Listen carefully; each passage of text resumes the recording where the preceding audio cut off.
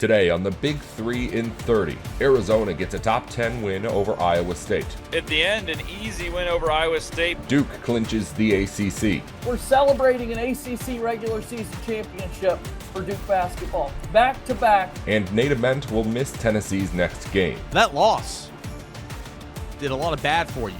This is the Big 3 in 30 College, the three biggest stories on campus from our local experts at the Locked On Podcast Network. We bring you the real story, why it matters, what's next, who wins the big game, and more, all in 30 minutes. The Big 3 in 30 College starts now. Thank you for making the Big 3 in 30 your first listen of the day, part of the Locked On Podcast Network, your team every day. Today's episode is brought to you by FanDuel. Download the FanDuel app now by visiting FanDuel.com and win $300 in bonus bets if your first $5 bet wins. Arizona and Iowa State played in another top 10 matchup in the Big 12 yesterday, with the Wildcats taking a 16-point win in the end. Locked On Wildcats host Leif Thulin goes over how Arizona made it look so easy in the win. Arizona, at the end, an easy win over Iowa State, but in the first half, it was far from easy. Arizona overwhelmed Iowa State with their depth, with their tenacity, and with their defense. Those were the storylines of this one. Arizona able to physically overwhelm what is a very physical team. Early in the game, Iowa State was getting tons of chances, but they started 3 of 17, so you got to take that with a grain of salt. Arizona able to defend at every juncture with multiple bodies. Like, you look at this team and you watch them play Iowa State and you think, okay, the guys to take away are Milan Momcilovic. And then you look at the box score, and Milan Momcilovic, the best shooter in the country, ended up shooting the ball 8 times and scoring 5 points. This is a guy who scores 17 per game and shoots 51% from 3 and is uber prolific. Then a guy who very well could be the Big 12 Player of the Year due to JT Toppin's injury, Joshua Jefferson, scores 12 points on 2 of 17 shooting, and he scores 8 of his 12 points from the free throw line. Had 4 turnovers. Koa Pete guarded him, and you saw Karchenkov and Bradley assume most of the responsibility of guarding Milan Momcilovic. Those were big keys to the game. We talked about that in the prior episode. I'll get to that in a moment. I'll give my takeaways now, but those are too big to not mention. But the defense stands out. Arizona wins by 16, and you hold a team in Iowa State that scores over 80 per game, and they shoot a ton of threes, and they've got a decent bit of variance because of that. You hold them to 57 points. And the other part of this is, I wouldn't say Arizona played overly well offensively against a very good defensive team, number 8 in the nation. And Arizona finished 46% from the field. Like, they're pretty undeniable in the sense that they'll end up near 50% or better from the field. And this took a poor Karchenkov game, 0 baskets. Pete missed a couple bunnies, 2 of 6. Bradley shot 40%. He was very good, but most of his offense came from the free throw line. But the point is, they come in waves, and when they're whole, speaking of Arizona, they've overwhelmed teams with physicality down low. And Krivas was great in this one. He handled the double teams well, but Tobe is allowed to be what Tobe is great at, and that's being a hammer, a guy who comes with energy, and you just cannot contain him. When he's playing 35 minutes, some of his energy and his physicality ends up being difficult to play that way the whole time. And by the way, we got a comment. I was about to bring this up moments ago. It says, I want a Big 12 champ shirt. Well, I'll get one. I made a promise. And I don't know if that was about me or if you actually want one, but I made a promise when Arizona wins the Big 12. And I said when. I didn't say if back then. I said when Arizona wins the Big 12, I'll get a Big 12 champ shirt. So I will do so.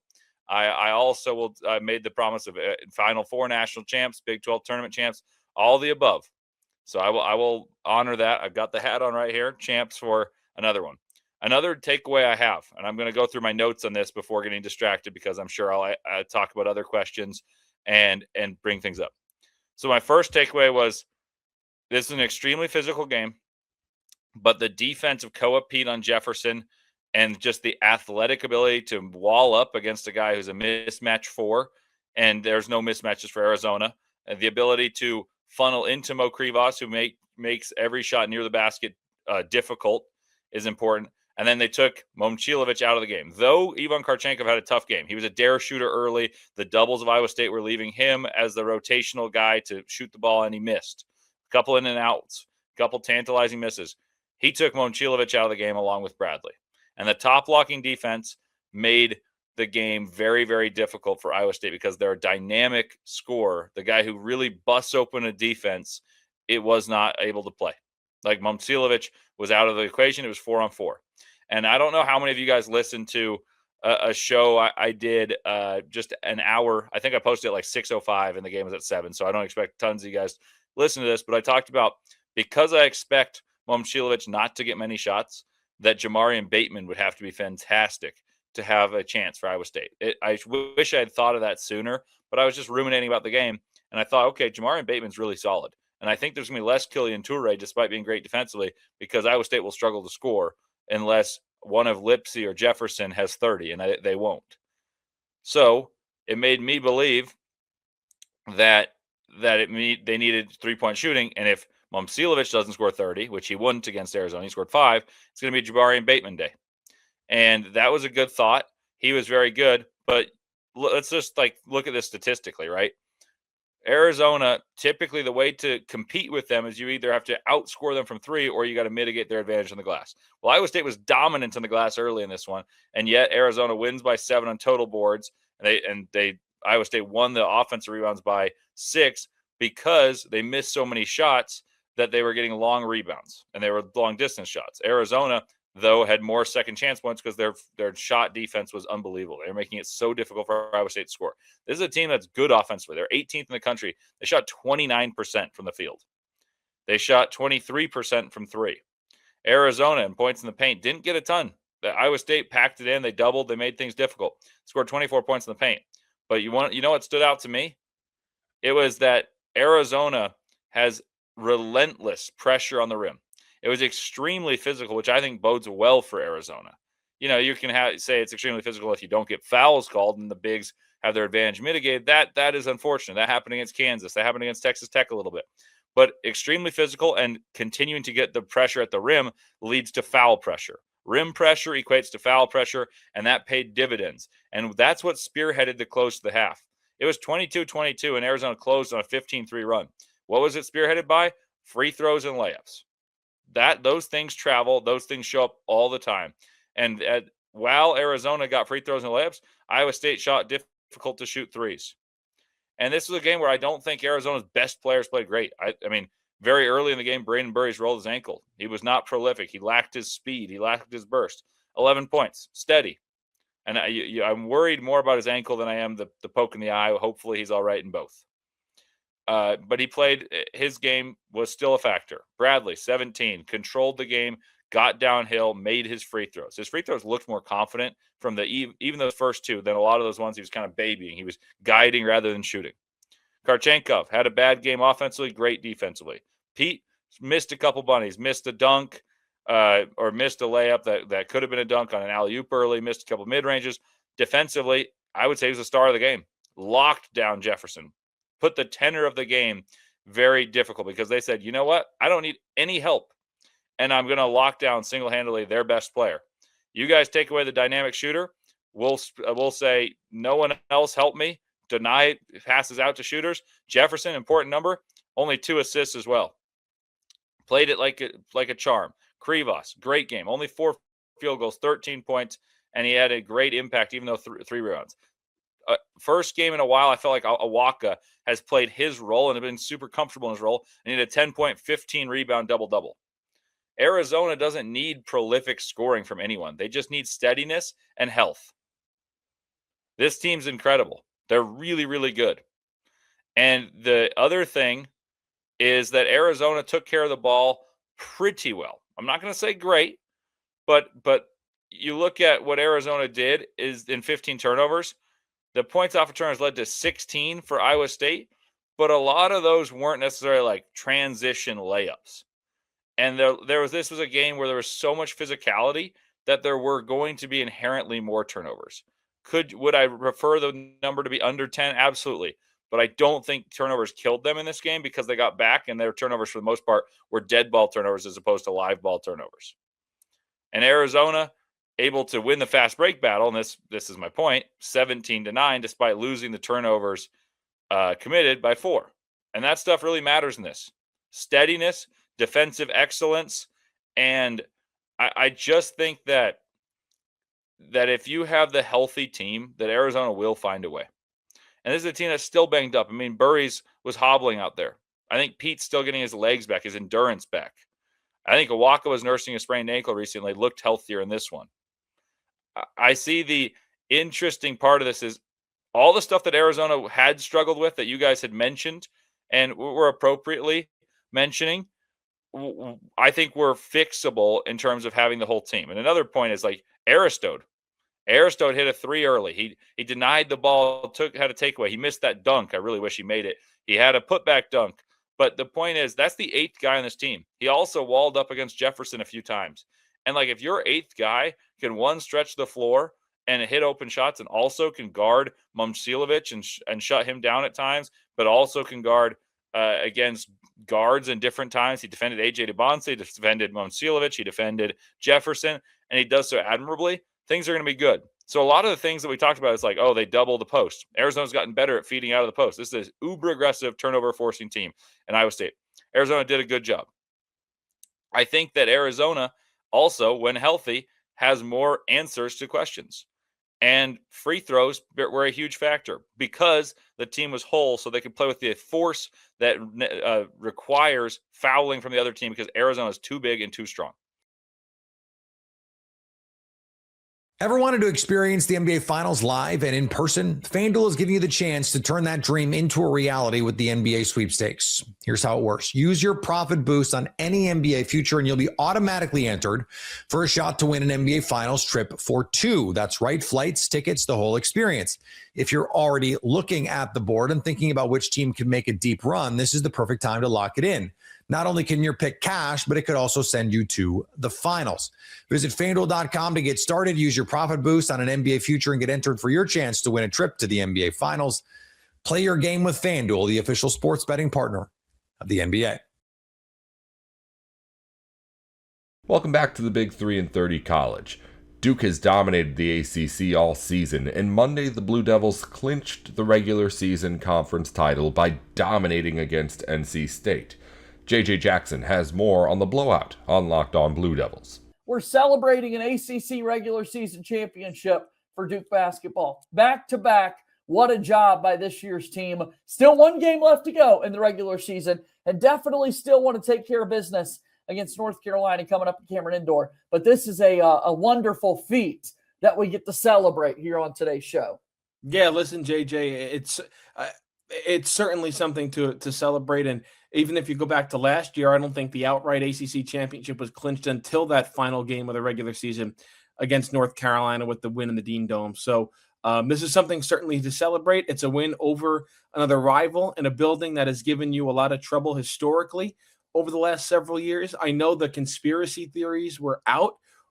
If Duke were to lose this game, then people were going to be writing their name in Sharpie marker to win the national championship. I'm sure you and your listeners have heard those conversations over the past couple of days. That was a fun back and forth with the Locked On Wolfpack guys. We did a crossover yesterday, and that was a fun back and forth with those guys. Yeah, losing in Raleigh, but then having a Final Four in Indianapolis and Duke winning the championship. So maybe the streak gets bucked this year. Who knows? I hope so. Duke wins in Raleigh and still goes on and does some big things with the Final Four in Indianapolis. Yeah, we're hoping for that. We hope this Duke team can still find a way to win the national championship, but they win over NC State. Very impressive victory.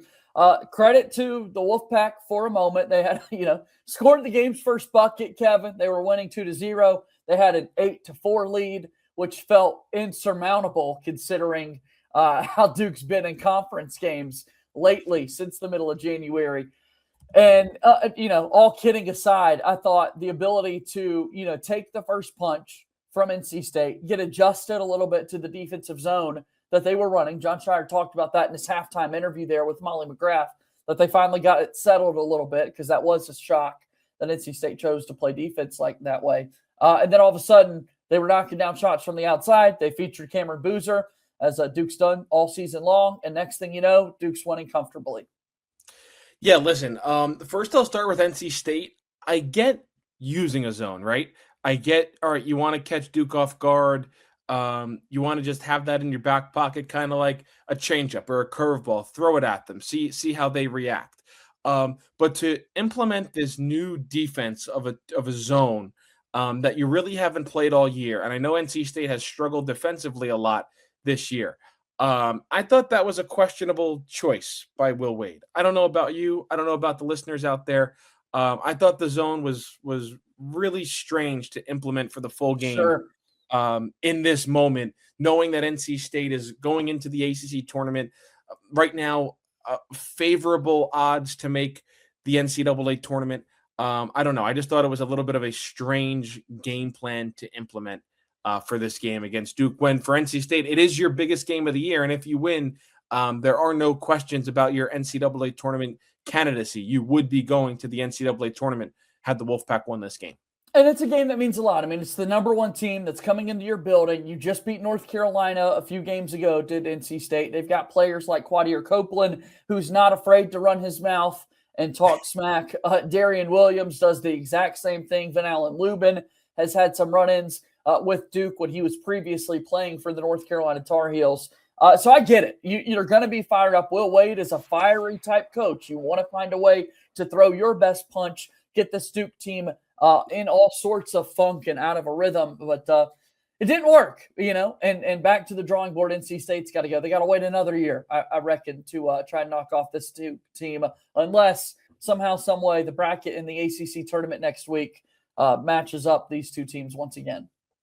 Yeah, I mean, listen, and the big thing they went to a zone is because Will Wade had said through the broadcast that they didn't have the bodies to match up with Duke, and they thought a zone would be the best way to do that. And, well, it didn't really work because Duke shot 40% from three-point range. They out-rebounded them by 10, and they were moving the ball with ease against this zone. I think they ended up with 20 assists on 33 made field goals, or whatever it is. I'm sure we'll have the stats up a little bit later, but the ball movement was perfect. And I know we're going to get into the player talk and individual performances, but listen, JJ, Dame Sarr plays like that the rest of the way.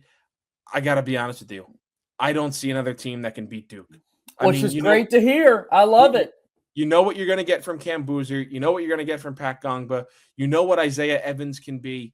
If you get that offensive showing from Dame Sarr, yeah, man, I don't see a team that can beat this team. It's a scary team. It's a team that has won the ACC championship. Let's get to more of the specifics here in just a moment, but just another thought. 4 seasons on the job, second ACC regular season title here for Jon Scheyer. I mean, unreal and certainly deserving of the ACC Coach of the Year. I know that's another conversation that could be had, but just kind of celebrating this moment and this start to Jon Scheyer's career and legacy as the Duke coach is pretty special, man.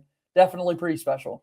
ACC Coach of the Year, National Coach of the Year. I know there are other well-deserving candidates out there, but the fact that he lost his entire starting 5 to the NBA, comes back and just bulldozes over a much improved conference. Last year, you could take your swings at the ACC and say it was down. This year, it's been resurrected. The middle of the conference is much better. The top of the conference is much better. The bottom's still the bottom. And every conference is going to have a really weak bottom, it feels like. But yeah, Jon Scheyer, I think, is the ACC Coach of the Year. I think he's the National Coach of the Year. What he's done with this team has been simply incredible. They've just rolled through its opponents. And I mean, JJ, you look at the 2 losses.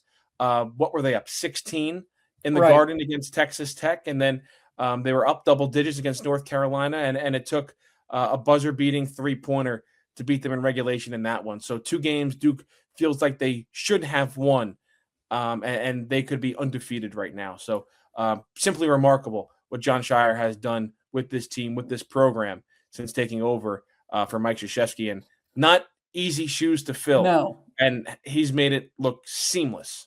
Duke's win, 93-64 over NC State, the final score in this one. Watching the broadcast tonight, Kevin, they wanted to know frequently, and I'm glad they did, just how well Duke was sharing the basketball. I mean, for a while there, it was like Duke couldn't make a single bucket unless it was assisted. The numbers here, they finished 21 assists on 32 made baskets. That goes to, we'll get to Dame Sarr specifically, but a lot of like catch and shoot moments that were good, a lot of pick and roll drives that finished with an easy layup at the rim. But kind of the ball sharing was something that was really fun to see. And I think it's something that everybody wanted to buy in. Like, you're getting assists, I get an assist. Like, everybody wanted to take part in these things.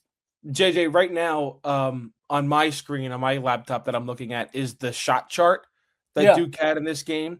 And everything was either inside the paint or a three-point shot. And that is a coach's dream. There was no mid-range jumper. There was no long two. Every shot they took and subsequently made was either a three-pointer or it came inside the paint. That's what just goes to show you how good this team was offensively in this game. They found ways to make offense super efficient and super easy and able to make those, a lot of three-point looks early when you're getting adjusted to the zone. I mean, again, here's 28 three-point attempts for Duke in this game against NC State, but they shot it at a good clip. 11 three-point makes for the Blue Devils, including Dame Sarr, who makes 3 of them, 3 of 6. Finished with 16 points on 5 of 9, had some athletic finishes around the rim, went 3 of 4 from the free throw line. When there have been moments throughout the year, he's shooting 50%. So the averages even tell you that he'd missed more free throws than he made. 8 rebounds for Dame Sarr, which is a really awesome number to read. And you said it earlier, if he keeps playing like this, watch out, college basketball world. Yeah, because you're going to get the defense, right? He has the skill and athleticism to be incredibly disruptive on the defensive side of the floor. It's been his offense that has really, really been a struggle. Now, in recent games, we've seen him get better. Now, the shot volume had not been as high as it was tonight with 9 made field goals. Like against Virginia, he took 6. Notre Dame, he took 6. Michigan, he took 4. Syracuse, he took 4. So he's had limited amount of shot attempts. But on a night like tonight, when he's hot, you got to feed the hot hand. And he was big time. 16 points was the most he scored since he scored 19 against Army. So it was just off his season high. He had a couple of 13-point outings as well, one of them coming in that loss against North Carolina. So I think you're starting to see some of the offense that you had hoped for Dame Sarr when he arrived on campus in the summer and there was so much buzz about him. Maybe we got sold some spoiled goods, but I think you're starting to see him reach that potential right now. All right, let's give some love to other guys here, and got to go with Cameron Boozer, putting up incredible numbers, 26 points. Really glad to see him have another high-scoring outing after some relatively quiet games. And I say relatively quiet because the guy's still putting out 18 and 9 in his sleep. But to finish with 26, the cut that he sustained on his arm was a fascination for the broadcast. They kept taking a look at just the beating he was getting on the interior and yet continue finishing with all those and ones. 9 of 11 from the free throw line. Just all around really, really efficient game for Mr. Cameron Boozer. It was like, I think he had a good quote after the game. He was like, well, we were playing the Wolfpack and the Wolfpack got me. Yeah. Something like that. Yeah. With the cut claws. on his arm. Yeah. Other people said it. I guess that's the kind of scratch you get when you're in a match with a tiger or something like that. Hey, big men get those scratches on their arms all the time because of how physical the game is down there. You see it at the NBA level. Obviously, you see it at the college level. And I think it was more pronounced on a night like tonight, seeing those 2 fresh battle scars that he picked up. But he's the ACC Player of the Year. He's the National Player of the Year. He's the National Freshman of the Year. Whatever award you want to get or is out there that he can win, he is going to win. It brings up a conversation that I didn't necessarily know we were going to be having, because I had said earlier in the year, and I said this on your program, JJ, that Cameron Boozer is more important to this team than Cooper Flagg was to last year's team.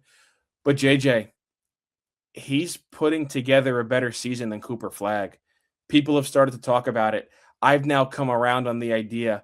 Like, I think, and it's incredible that we're saying this right now. That's nuts, man. We're not even fully 12 months removed from Cooper Flagg's freshman season. It just happened. And another freshman has now surpassed statistics and on-court play that we hadn't seen before at Duke. And now less than 12 months later, I think Cameron Boozer has surpassed Cooper Flagg for the best freshman at Duke. And I think Mike Krzyzewski even was on a show over the past couple of days and said as much, that he's the best freshman to play at Duke. Ever wanted to experience the NBA Finals live and in person? FanDuel is giving you the chance to turn that dream into a reality with the NBA sweepstakes. Here's how it works. Use your profit boost on any NBA future and you'll be automatically entered for a shot to win an NBA Finals trip for two. That's right, flights, tickets, the whole experience. If you're already looking at the board and thinking about which team can make a deep run, this is the perfect time to lock it in. Not only can your pick cash, but it could also send you to the finals. Visit FanDuel.com to get started. Use your profit boost on an NBA future and get entered for your chance to win a trip to the NBA Finals. Play your game with FanDuel, the official sports betting partner of the NBA. Welcome back to the Big 3 in 30 College. Tennessee star Nate Ament went down in Vol's last game against Alabama and will now miss the team's next game against South Carolina. Eric Kane gives us the latest on his injury on Locked On Vols.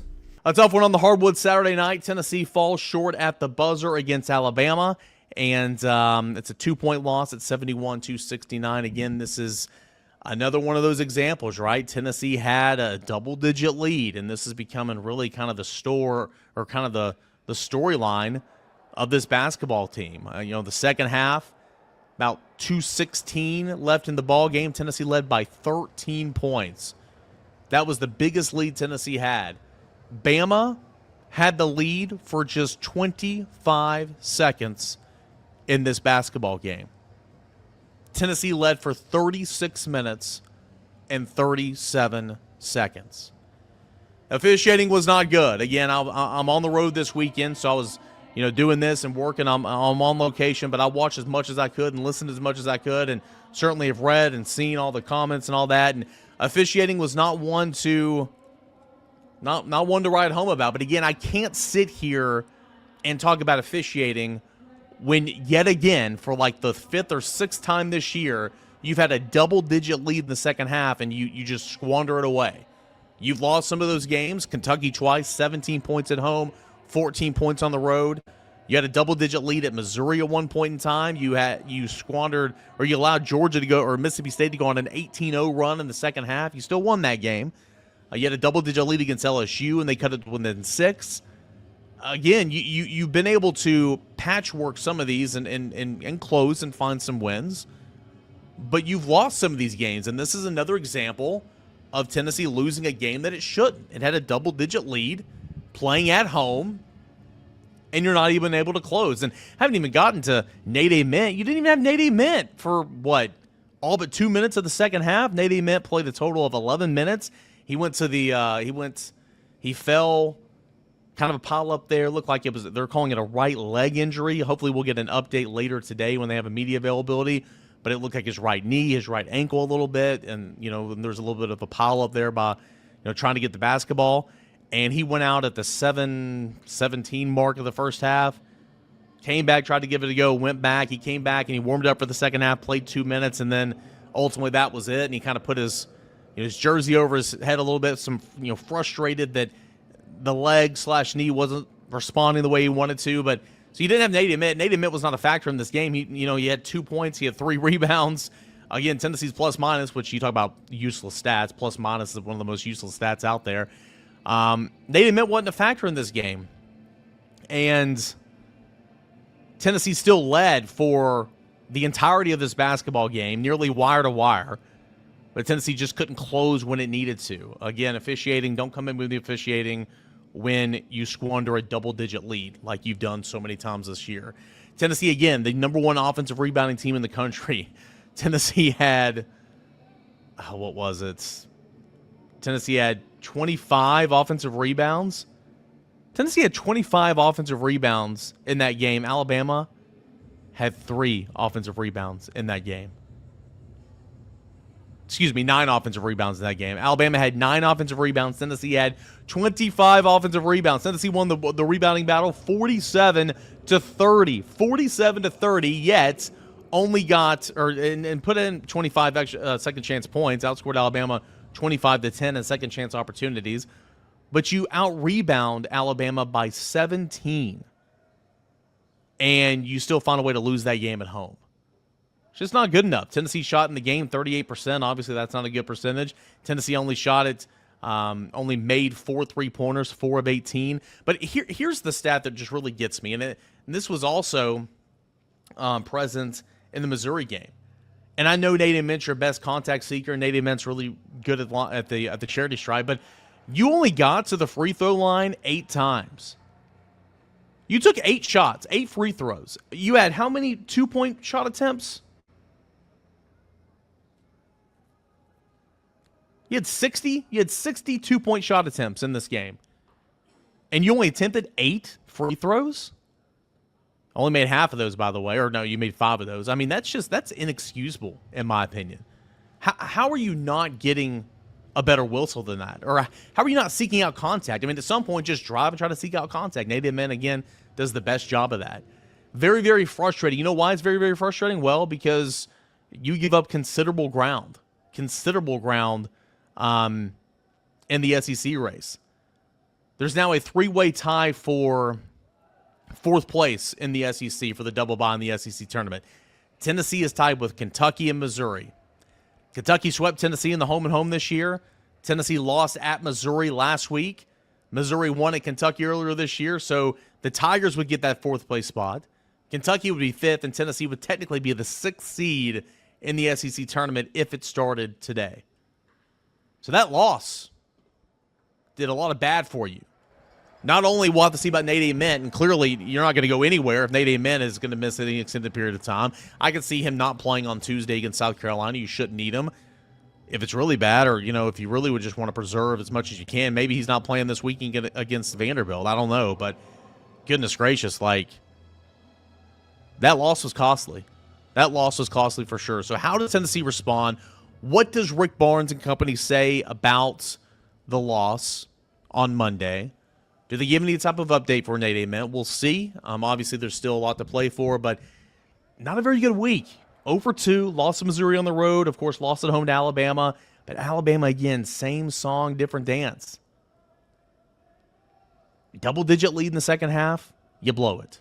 That's unfortunate, again, for a team that led for 25 seconds in that basketball game. That's all for the Big 3 and 30 college. If you follow pro basketball or football, the Big 3 and 30 has shows for the biggest news in the NBA and NFL going up every weekday just like this one. Just search the Big 3 and 30 NBA or the Big 3 and 30 NFL wherever you're listening or watching now. Thanks again for tuning in to the Big 3 and 30 college.